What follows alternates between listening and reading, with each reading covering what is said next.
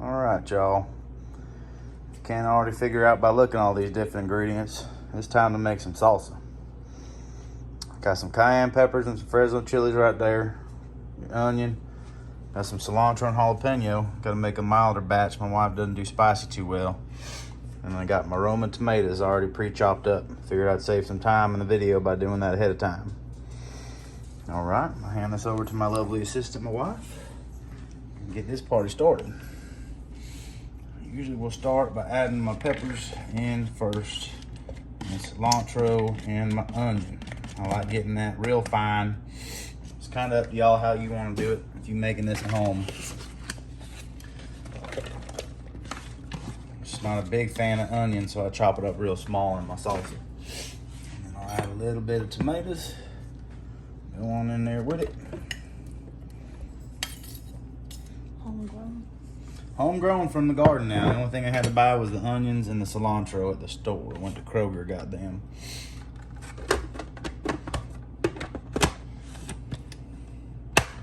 Get my lid on and... Puree it nice and fine.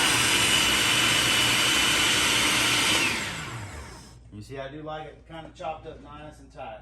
Don't want it too chunky. Just find me a spatula. I'll worry about that again. No, the rubber, there we go. All right, thank you, baby.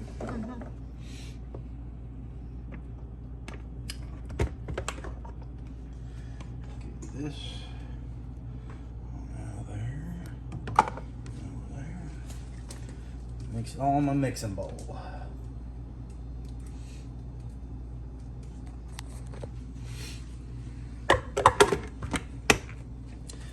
Just repeat the process with all your tomatoes and everything else.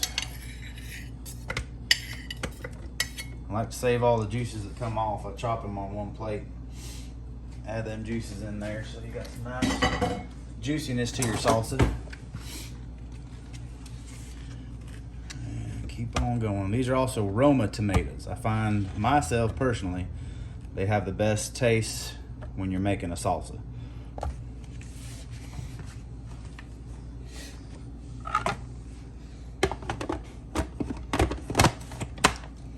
And then I don't chop these as bunch because I do like them a little more chunky. So usually just kind of pulse it a couple times. And you see you get that nice consistency in there. Kind of nice and chunky.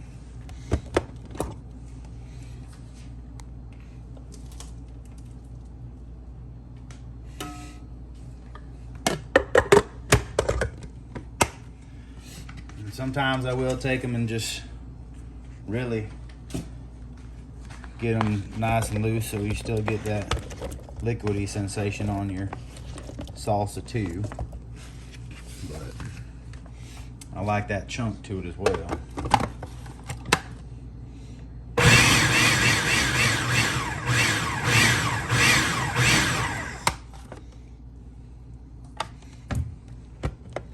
So a little less chunk, but still pretty good.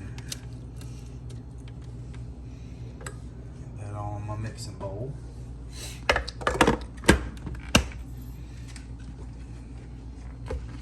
The rest of my tomatoes in there.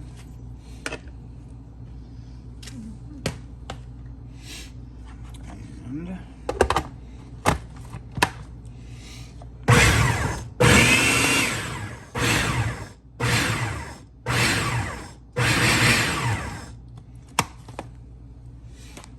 that's done.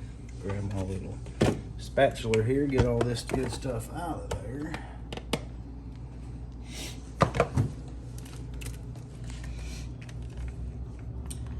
Clean out my little bowl. Not worry about getting it too much because I said before I make me a spicier batch and I make her a not more mild batch. So what I usually do is I'll mix it up to taste how I want it in here, and then I'll scoop a good bit out, put it in there with my peppers, and I'm gonna add in for my batch and mix it up, and then there I go, I've got my spicier batch for folks that don't like the spice too much.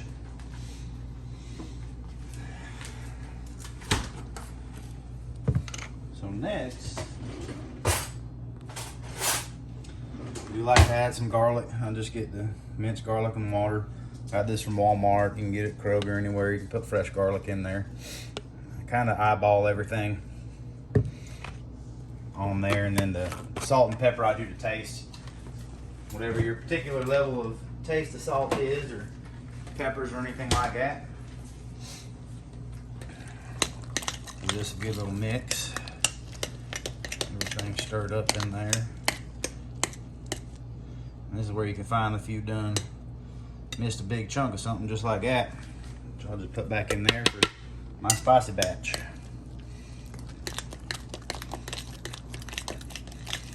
Really smell that cilantro blending in real good too. I love cilantro. And then, like I said, you just add your salt and pepper. You just kind of to taste. I've made this enough time to kind of know how much of what I want to put in there. And then you drop a bunch of stuff out your pantry while you're trying to get your stuff out. It's a must in the process as well. I know that's pepper. No, I think that's salt. Nothing in there. I think it's nothing. Look behind. It's behind that. Huh? Look behind that olive oil. There we go. Should have this part ready. Some sea salt going in. And at this point, like I said, going to taste, you figure about how much you might want. And then you get you a tortilla chip. Once you mix it up, Throw it here.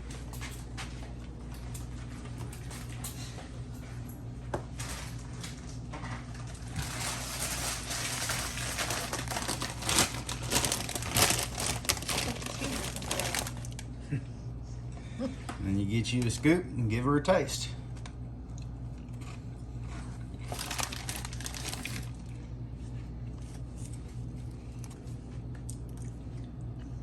Some good stuff right there. Think we need anything else, or you think you're good? That's good. That's good. All right, so now, again, if you got a household like that, or you want to make a less spicy batch and a spicier batch for different people, maybe your kids or something who don't like it hot, that's where, again, I say I take a little scoop out of here, put it in there. Now, I ain't putting all that. That ain't the size of just the batch that I'm doing, but it just gives me something besides these peppers to chop up in there. Put that back down.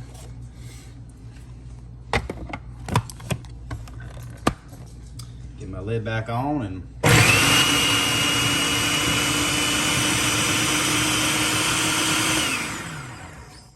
chop it up.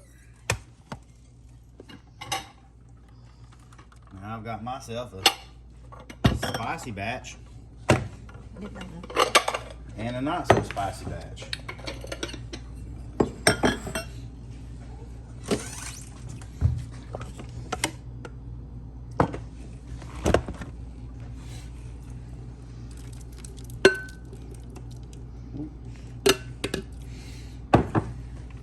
That's why I like mixing it all with the salt and pepper, because then you know you got your taste just right, and all you're doing really is just adding a little bit more peppers to it.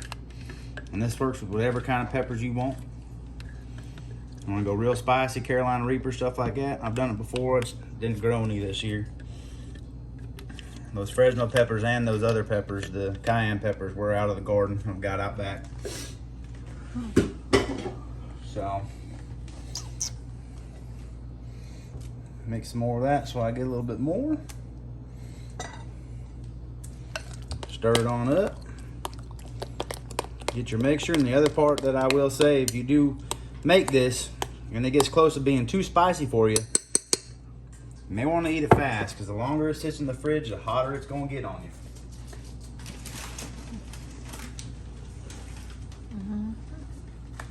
And then you give yourself another taste test.